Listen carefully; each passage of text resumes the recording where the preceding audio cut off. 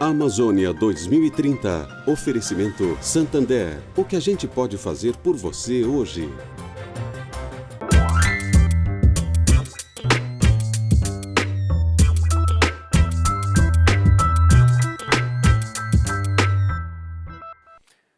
Olá, seja bem-vinda, bem-vindo ao Capital Natural. No programa de hoje, seguimos exibindo a série de encontros Amazônia 2030, Desafios e Oportunidades da Bioeconomia, realizados pelo canal AgroMais, com curadoria do professor Ricardo Abramovay. No episódio dessa semana, a segunda parte do debate sobre o agronegócio e a economia da biodiversidade florestal, com Roberto Vac, criador da empresa Amata e atual presidente do Comitê de Sustentabilidade da Marfrig, e Isabela Teixeira, ex-ministra do Meio Ambiente e co-presidente do Painel Internacional de Recursos da ONU. As perguntas que norteiam a discussão são: como garantir que a produção convencional de itens fundamentais como gado, soja e minérios não comprometa a manutenção das superfícies florestais na Amazônia? É preciso mais áreas para satisfazer os mercados dos quais a produção se vincula? Suas atividades podem, de alguma forma, ser regenerativas? Vamos acompanhar. Isabela, gostaria de ouvir um comentário que aprofunda um pouco o que a gente ouviu também agora do Roberto e também na sua fala no início deste debate. Qual é a avaliação que é possível fazer sobre a legislação ambiental brasileira hoje? Ela está atualizada? É mesmo uma das mais rigorosas do mundo? Poderia ser ainda aperfeiçoada? O que você pode contar para a gente? Bom, eu acho que temos, de fato, um bom quadro regulatório ambiental no Brasil, que foi construído com seus fundamentos essenciais exatamente na nova República, com a nova Carta Constitucional e com o capítulo dedicado ao meio ambiente. Eu acho que ali você tem uma evolução de quase todos os instrumentos legais que existiam no passado e a renovação, com a introdução de novos instrumentos, por exemplo, o Sistema Nacional de Unidade de Conservação, a própria Política Nacional de Resíduos Sólidos, a Política Nacional de Recursos Hídricos, enfim, você tem recentemente, o próprio quadro regulatório de saneamento, enfim, você tem uma série de legislações e de quadros regulatórios no Brasil. A questão que se coloca é como elas são implementadas. Tá? E o desafio de você fazê-lo num país continental, feito o Brasil, onde você tem tantas assimetrias do ponto de vista da capacidade do setor público de regular e de fiscalizar, isso é um lado, ou mesmo de ser eficiente em função do volume de demandas de um país em desenvolvimento, e, por outro lado, também a conscientização, a capacidade dos empresários entenderem que eles têm que investir para o futuro, mas reconhecer os passivos e poder regularizar em relação ao passado. Então, o Brasil é um país que não deve, do ponto de vista de legislação ambiental, para nenhum país do mundo, ao contrário. Mas não quer dizer que essa legislação ambiental não tenha que ser aprimorada vis-à-vis não só os novos momentos de desenvolvimento, mas também o impacto de inovação tecnológica, os desafios da economia do conhecimento, os desafios que a ciência nos impõe. Então, eu acho que nós estamos vivendo claramente uma situação de tanta reflexão, quais são os ganhos dessa legislação brasileira, como é que nós temos que avançar vis-à-vis dos desafios estratégicos que o país tem em desenvolvimento, mas não é revogando legislação sem entender as consequências disso, ou fazendo argumentos que me parecem menos do ponto de vista político, como a recente decisão do Conselho Nacional de Meio Ambiente, com o argumento político de que os manguezais estariam protegidos no Código Florestal, mas eles já estavam antes na antiga versão do Código Florestal. Então, o que motivou o CONAMA em 2002 a tomar uma decisão, o que motiva o CONAMA a tomar uma decisão 18 anos depois? Essa transparência, que acho que o Roberto, quando sinaliza a necessidade de cumprir a lei, é uma transparência que tem capacidade de dialogar com a sociedade. As mudanças podem acontecer, devem acontecer, desde que com transparência e justificadas. Agora, justificadas e entendidas, conciliadas entre todos. Eu posso falar isso porque eu durante a minha carreira, eu trabalhei com várias legislações, mas a gente trabalhou, por exemplo, a Política Nacional de Mudança do Clima, o próprio Código Florestal, a própria ratificação do Protocolo de Nagoya, recentemente feita pelo Congresso Nacional. Quer dizer, você tem a Lei de Acesso a Recursos Genéticos, a Lei de Acesso a Recursos Genéticos, que propicia os avanços da bioeconomia, nós tivemos que refazer a lei, ou fazer uma nova lei. Tá? Isso foi aprovado em 2014, porque a lei que existia anteriormente, foi criada ainda no governo Fernando Henrique Cardoso, era uma lei voltada para punir a biopirataria e não favorecer a inovação e o desenvolvimento. Então, você melhorou o quadro regulatório, você continua punindo a biopirataria, você estruturou toda a questão de combate ao crime ambiental, mas você foi para entender o que é pesquisa e desenvolvimento, ciência e tecnologia em relação à biodiversidade. Se você não tem mais situação de viver pesquisador sendo multado porque está coletando espécies na natureza, e casos históricos foram contados pela imprensa brasileira, como você também define a questão da inovação, você regula quando você tem produto, como é que vai acontecer a inovação, e você ainda faz o reconhecimento do chamado conhecimento tradicional pelas populações tradicionais e o pagamento por isso, como está previsto no protocolo Nagoya e nos protocolos internacionais. Essa mudança de legislação foi uma evolução, mas ninguém saiu destruindo uma lei e não colocou nada no lugar. Tudo foi discutido, aprovado, 4 anos de negociação com setores econômicos, com a sociedade civil, com as populações tradicionais. É claro que tem consenso, é claro que não tem consenso em uma série de coisas, mas isso faz aqui a evolução para que você possa falar de bioeconomia do Brasil nessa envergadura que o Roberto Wack mencionou, quer dizer, desde a nova indústria tecnológica, uma bioeconomia robusta, de alto impacto, como a necessidade de você produzir, ter desenvolvimento com inovação local e ter reconhecimento por conhecimento tradicional. Então, o Brasil evoluiu. Isso é um belo exemplo na biodiversidade, sem que a gente tivesse que redefinir unidade de conservação, sem que a gente tivesse que prejudicar os interesses daqueles que legitimamente têm os direitos sobre regularização fundiária, mas regularização fundiária não é regulação da grilagem, isso é importante. Tá? A regularização ambiental não é anistia, como o Supremo reconheceu que não era. Então, você precisa, de fato, construir isso com a sociedade para que a sociedade possa cumprir a lei, saber por que está cumprindo a lei, quanto custa cumprir a lei e por que cumprir a lei é importante. Então, nós veremos agora, já está aí na mesa, acho que o próprio anúncio da Marfrig mostra isso, a demanda por rastreabilidade de produtos. Tá? Então, a demanda por rastreabilidade de produtos é uma evolução do que nós temos com a moratória da soja, lá desde 2006, que foi um primeiro movimento estruturado que pega a necessidade de você assegurar que para mercados internacionais que eles não estão cobrando produto oriundo do desmatamento. Isso não é uma tendência, isso é uma afirmação de realidades. Há uma mudança dos mercados, há uma mudança de comportamentos. Essa nova geração, as novas gerações que já estão aí, são gerações, ou a nova geração, cuja a questão ambiental é o que eu gosto de dizer, a utopia verde do século XXI.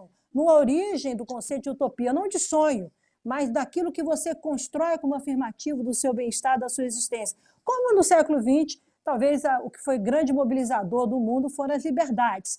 Então, a conquista das liberdades. Então, na realidade, de todos os grupos, de todos os segmentos, de todas as expressões de liberdade, da mídia aos direitos individuais e coletivos. Então, você constrói isso, você vai aperfeiçoando. Nós temos desafios, por exemplo, hoje, em relação à economia digital, as redes, como é que você não só combate fake news, mas como é que você avança em relação à transparência e rastreabilidade e entender como é que o consumidor, como é que o cidadão se apropria da informação correta para poder influenciar o seu comportamento. Isso tudo depende de quadro regulatório, e a questão ambiental é parte disso também. Então, há uma evolução natural. Agora, eu insisto com um ponto. Evoluir não significa promover retrocessos do que existia. Significa compreender o que existia e entender o que já está superado enquanto prática, entender o que é extemporâneo em função de novas realidades que se impõem, entender o que essas novas realidades determinam de novos caminhos e construir a partir disso. Passar a régua, tá? Dizer que isso não serve mais, dizer, usando falácias como simplificação, etc., isso gera incerteza, insegurança jurídica, traz novos atores para a história para judicializar e, portanto, você, ao invés de ser bem-sucedido, você acaba, de novo, envolvido em guerras de narrativas, em disputas judiciais, em situações que só determinam ao Brasil mais insegurança, mais incerteza e, portanto, o empresário tem dificuldade de conciliar seus interesses com os interesses de desenvolvimento estratégico do país. O empresário tem dificuldade de conciliar seus interesses com seus sócios ou com seus investidores. E aí as pessoas ficam discutindo a questão da imagem do Brasil, como se as pessoas quisessem vilanizar o Brasil. O Brasil, para não ser vilanizado, como muitos argumentam, precisa, antes de tudo, ser transparente e saber conversar com a sua sociedade. Tenho certeza que, e eu posso dizer novamente isso, se a gente voltar 8 anos atrás, quando da aprovação do Código Florestal, tinha uma grande divisão no país sobre ele. Foi o maior debate no Congresso Nacional depois da Constituinte.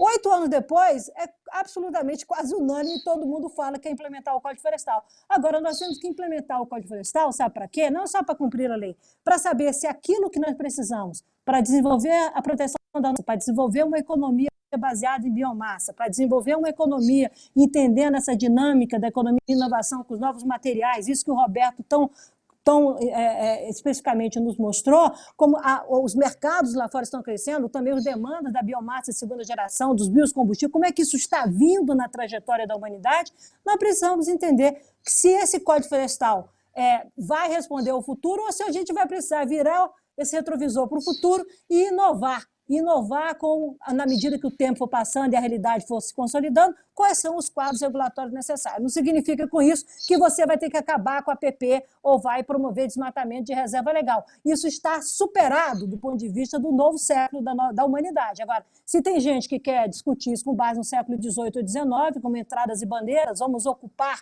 colonizar, nos apropriarmos dos recursos naturais e destruirmos, isso é o que faz a qualidade do nosso desenvolvimento. Nós podemos fazer mais, nós devemos fazer mais, nós temos alternativas para fazer mais e melhor, do ponto de vista de conciliar conservação e desenvolvimento. O Brasil tem soluções, o Brasil é um país que tem alternativas, quase todas na boa direção. É uma questão de saber escolher, é uma questão de saber dialogar. O resto, para mim, é muita gente que desconhece a agenda ou que olha a agenda a partir da vilanização. Isso não cabe num país como o Brasil. Sinto muito, mas isso não é. O país que é o país que detém as maiores riquezas naturais do mundo, um dos maiores detentores de riquezas naturais do mundo, tem que fazer disso uma opção estratégica para resolver os seus problemas de desenvolvimento e realmente construir um desenvolvimento mais robusto, mais sustentável, mais inclusivo. Aí sim, nós poderemos falar, daqui a 30 anos, que nós estamos influenciando o mundo. Muito bem. Ricardo, como é que a gente pode aproveitar essa oportunidade aí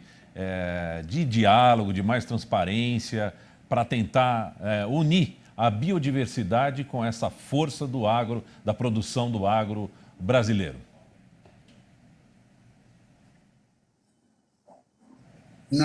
Faz entre 15 dias, olha, foi mais ou menos no meados de setembro, houve uma reunião entre Xi Jinping, China, Angela Merkel, Ursula von der Leyen, presidente da União Europeia, tinha mais alguém participando que eu não lembro, uma reunião de cúpula muito importante. Vocês sabem que nós deveríamos ter tido agora a Convenção da Biodiversidade, que foi adiada para o ano que vem e que vai acontecer na China. Qual era o tema dessa reunião? O tema básico dessa reunião era agricultura e biodiversidade.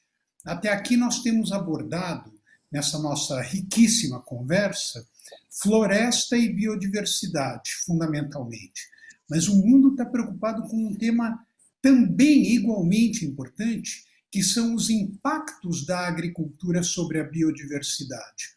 Documentos recentes que têm saído têm mostrado esse impacto, ao menos em duas direções, além, claro, do fato de que a agropecuária, historicamente, foi um vetor de destruição das florestas. De certa forma, isso faz parte do próprio processo de desenvolvimento, mas, do jeito que a agricultura contemporânea está se desenvolvendo hoje, há dois problemas fundamentais. Primeiro, as poluições derivadas da agricultura por fertilizantes nitrogenados e por agrotóxicos, mas segundo problema muito importante e que está cada vez mais na pauta, é o problema das grandes extensões territoriais de agricultura e da monotonia alimentar daí decorrente. Na minha opinião, esse vai ser um tema importante na Convenção da Biodiversidade. Um relatório importantíssimo do Kew Royal Botanic Gardens mostrou que o mundo dispõe hoje de 7.000 plantas comestíveis, das quais 420 são plantas cultivadas, mas a nossa alimentação depende de apenas 15 produtos.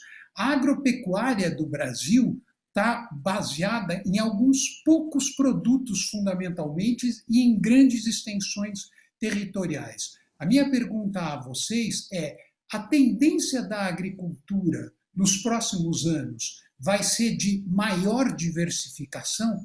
A Amazônia terá algum papel nesse processo de maior diversificação? Vocês concordam que há olhares sobre esta concentração imensa da agricultura e da pecuária também? As grandes concentrações animais também estão em jogo. Vocês concordam que esse é um problema que o mundo está abordando e que provavelmente fará parte da Convenção da Biodiversidade?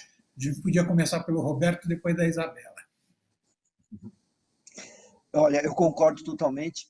Acho que basta a gente pensar em cada um de nós, o quanto a gente tem valorizado crescentemente a variedade de cafés, as variedades dos vinhos, as variedades dos queijos, né? O mundo do queijo no Brasil tem oferecido uma diversidade incrível na última década, ou seja, a variação daquilo que compõe o cardápio do dia a dia das pessoas passou a ser algo extremamente importante. Mas não é só essa diversidade dos alimentos, dos sabores, mas também a sanidade dos alimentos. Eu acho que o caso Covid trouxe a questão da sanidade para um patamar inimaginável. Então, há uma combinação de segurança alimentar, que é volume, e volume é importante, e a forma de atingir o volume é tão importante quanto o volume produzido, ou seja, a sustentabilidade na produção passa a ser absolutamente central, com uma combinação entre sanidade, volume de produção de alimentos e o impacto que essa produção de alimentos causa no meio ambiente. As três saúdes, né? A sanidade, a segurança alimentar e a saúde do planeta. Essa combinação, no meu entender, passa pela biodiversidade. Quando a gente pensa na grande produção das commodities, dependente cada vez mais de mosaicos em que elas convivem com áreas de florestas, até para reduzir o risco de pragas, sabido e conhecido pela ciência, o quanto a monocultura representa do ponto de vista de pragas para ela mesma. Então, a combinação de mosaicos, e aí, de novo, o Código Florestal Brasileiro oferece uma mega oportunidade. Então, mosaicos de produção em que a monocultura conviva com áreas de preservação, conviva com a produção de pequena escala, e a produção de pequena escala tem uma capacidade enorme de oferecer a tão desejada diversidade de alimentos de uma parte relevante da população. Então, é uma combinação de produção em grande escala com condições bastante diferentes das que temos hoje, e acho que a grande parte do agronegócio já está indo nessa direção, já percebeu a necessidade dessa combinação da produção em grande escala com a convivência com florestas, exatamente por um risco ligado a pragas, etc., para a sua própria atividade, com o desejo da sociedade de diversificar a sua alimentação. E aí a gente tem, por exemplo, no caso dos queijos, algo que é evidente, e sem dúvida nenhuma, tudo que a floresta amazônica pode oferecer como um volume inacreditável de oportunidades, de produtos, sabores, aromas que o mundo está buscando. Sim. Isabela, por favor, uma visão sobre essa questão da união entre a agricultura e a biodiversidade. Nós já estamos se aproximando aí do final do nosso tempo. Só um pouco mais de objetividade para a gente poder chegar à última pergunta importante aqui do nosso encontro. Bom, eu acho que rapidamente, além de tudo que o Roberto falou, tem dois aspectos importantes. O impacto da economia e inovação na questão de alimentos, ou seja, isso vai mudar, isso não só os chamados alimentos artificiais, mas o aproveitamento melhor de alimentos, em função da necessidade de diversificar. E a segunda, a mudança de hábitos dos consumidores com novos estilos de vida, onde as novas dietas têm impacto muito relevante. Então, essas novas dietas saudáveis, elas trabalham claramente com a demanda de produtos da floresta, não só o que nós já conhecemos, mas outros produtos que serão ofertados. Isso tem a ver com as novas escolhas desses produtores neste século. Então, acho que a agricultura brasileira tem caminhos para aprimorar-se do ponto de vista dos impactos atuais, como o Ricardo bem colocou, a questão da poluição, a questão dos efeitos, como ela também vai estar no conjunto dos desafios globais, nas chamadas cadeias, rastreabilidade, controle e opção dos consumidores em relação às cadeias de suprimentos, de produção de suprimentos, que agora o novo jargão vai vir com Value Supply Chain, ou seja, trazendo agregação de valor de fato, olhando a questão da sustentabilidade, da desigualdade dos direitos humanos para isso tudo. Então, a oferta de opções não vai se limitar de alimentos, mas vai se estender a como você produz, como você, na realidade, lida com a consequência disso, como tem a ver com novas atitudes de comportamentos. Então, isso está aí, além dos desafios que se colocam pela economia e inovação como os alimentos artificiais. Quer dizer, eu espero que eu não tenha que viver isso, sinceramente. Mas eu acho que o Brasil, a agricultura brasileira deve acordar, sim, de maneira estratégica, que ela pode fazer transformações hoje, como ela fez há 45 anos, quando ela topou deixar de ser um país que importava alimentos para ser um dos maiores produtores. Não é só quantidade, é a qualidade, é como se produz, como se vai viver a partir disso, a cultura de produção de alimentos em cidades está presente. Então, é importante entender essa mudança de hábitos, entender como é que a vai recepcionar isso, é o lado bom da tecnologia, entender como é que nós vamos poder viver mais, melhor, com menos impacto, observando uma diversidade de gostos, né, de sabores, que isso é a diversidade do mundo que coloca as sociedades todas juntas. Então, é um caminho sem volta, na minha opinião, e a biodiversidade passará a ter mais do que o papel estratégico que já tem hoje, mas para ser uma provedora assim, de alimentos com grande qualidade, e não só qualidade do ponto de vista do alimento, mas qualidade para o nosso estilo de vida, para a nossa qualidade de vida nesse planeta. Uma disso que a Isabela está falando, nós vamos ter daqui 2 programas, quando nós recebermos aqui a Tatiana Schor, que é a secretária de Ciência e Tecnologia do Estado do Amazonas. Eles acabam de fazer um acordo com a Good Food Institute, que é uma das organizações mais importantes na produção de carnes a partir de plantas e de carnes a partir de cultura celular. Ora, uma das coisas mais presentes na Amazônia são algas, e as algas podem alimentar justamente essa cultura celular de carne. As oportunidades são fantásticas e não é à toa que essa organização fez esse acordo com o Estado do Amazonas. E, para a gente terminar, queria fazer aos dois uma pergunta. Estamos em 2030. Olhando para trás, chegando em 2030, o que terá acontecido em 2030 para preencher as expectativas, como disse Isabela, a utopia de vocês nesta relação entre agronegócio e biodiversidade? Roberto. Bom, eu acho que, essencialmente, um mosaico do uso da terra muito mais equilibrado, muito mais inclusivo. Acho que um grande desafio que nós temos hoje é uma agenda de inclusão social associada a esse movimento ambiental.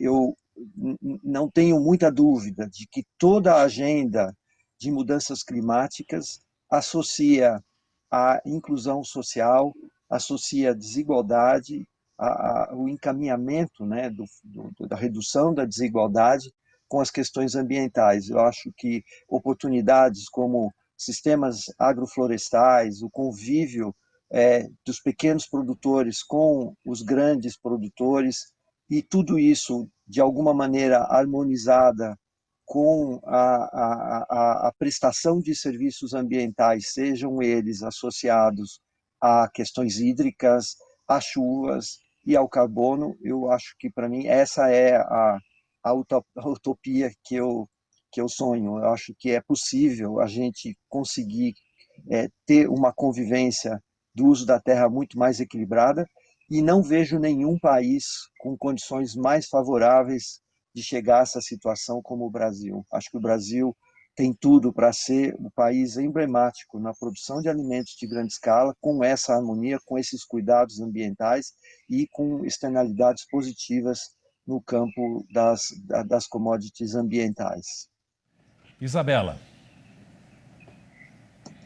Bom, eu vou, além de obviamente concordar com tudo que o Roberto falou, mas se você me eu vou talvez colocar uma perspectiva não de sonho, mas de algo que a minha geração viveu. E eu gostei muito dessa analogia que o presidente do Itaú fez numa entrevista falando sobre o futuro em relação à Amazônia. E ele fez essa analogia. A minha geração, eu sei o que é viver com a inflação de 80% ao mês. Essas novas gerações no Brasil não sabem isso. Eu sonho que em 2030, de fato, o Brasil tenha no dia a dia da Amazônia o desmatamento como algo, um não issue, um não assunto. O desmatamento ilegal ter sido superado em uma agenda que ele passa a ser de fato residual na dimensão daquilo que o crime tem que acabar realmente, mas você tem sempre algo ali que você tem que lutar. A segunda coisa é que a Amazônia, de fato, tenha já pavimentado um caminho para aumentar a sua participação no PIB brasileiro. E aumentar a partir da conservação. Tudo que nós estamos falando aqui das soluções de bioeconomia, de circularidade, das novas economias, de circularidade, etc., isso começa a ser expresso em indicadores mensuráveis, que são indicadores de convencimento, de mostrar que o rumo mudou. E o PIB certamente é um deles, onde o Brasil opta por esse caminho, mas o impacto da agricultura e a conservação da biodiversidade na Amazônia deixa de ser com números negativos e passa a sinalizar outros caminhos, e aí isso traduzido numa expressão mais estratégica da chamada economia verde no PIB da Amazônia, no PIB, e, portanto, um papel importante no PIB brasileiro. Terceiro, que a agricultura de baixo carbono e as derivações dessa agricultura, na realidade, representam 60% ou 70% do que nós produzimos de alimentos. O Brasil tem que mudar essa curva, o Brasil tem as tecnologias todas disponíveis aqui, nós temos crédito, enfim, nós temos que ter a cultura de fazer a transição e irmos de maneira muito ambiciosa nisso que é certamente o problema mais estratégico, um dos problemas mais estratégicos do mundo, dos chamados temas globais, que é a mudança do clima. O Brasil não só tem que abandonar a Amazônia, como ele tem que fazer da sua agricultura uma agricultura de baixo carbono. Então, por quê? Porque as nossas emissões hoje estão mais associadas ao setor do que ao setor de energia. Isso só conferirá protagonismo e liderança econômica, estratégica e geopolítica ao Brasil. Então, isso tem a ver com a ambição do Brasil se inserir no mundo de uma nova maneira, não a partir da destruição, mas a partir da conservação. E a agricultura é absolutamente importante, e a sua relação com a biodiversidade também. Por fim, eu acho que eu gostaria muito de 2030 olhar a Amazônia, olhar a biodiversidade e ter sido já, em algumas regiões, ou criticamente implementado. Saiu do papel, quer dizer, é o novo status de civilizatório do Brasil de você cumprir a lei, tá? De você pactuar democraticamente com a sociedade e começar a mostrar suas responsabilidades alimentar. O agronegócio brasileiro, a agricultura brasileira, mesmo aqueles que não plantam ou não produzem na Amazônia, deverão assumir, ou deveriam, para o meu sonho, assumiriam em 2030 a legitimidade política de defesa das florestas brasileiras e da nossa biodiversidade. Não é daqui para fora, é mostrando de fato como é que você restaura o que foi degradado e mais, qual é o novo sistema de áreas protegidas no Brasil que envolve ativos das propriedades privadas preservadas, que o Cadastro Ambiental Rural mostrou, com as áreas públicas, quer dizer, com as unidades de conservação. O desafio da gestão de áreas protegidas no Brasil não circunscreve somente aos territórios públicos. Esse desafio também vai às áreas privadas. Tem que ser inovador, porque o Cadastro Ambiental Rural mostrou que os proprietários rurais no Brasil devem, mas existem outros que têm ativos, excedem o que a lei determina de preservação, de proteção. Soluções muito bem boladas, muito bem criadas, deveriam estar consolidadas em 2030, onde, de fato, a sociedade brasileira passasse a ver no produtor rural não um inimigo ou alguém que estivesse polarizando, mas um aliado. Ou seja, meu sonho, a biodiversidade é pop em 2020. Tá? A Amazônia é pop em 2020. O Brasil é pop em 2020 e o agro vem atrás, seguindo como um parceiro estratégico. Muito obrigada. O debate fica por aqui. Nas próximas semanas, o Capital Natural vai seguir dando espaço para essa importante discussão na série de encontros Amazônia 2030, Desafios e Oportunidades da Bioeconomia. Fique conosco, nos acompanhe através das nossas redes sociais e, principalmente, cuide-se. Até a semana que vem.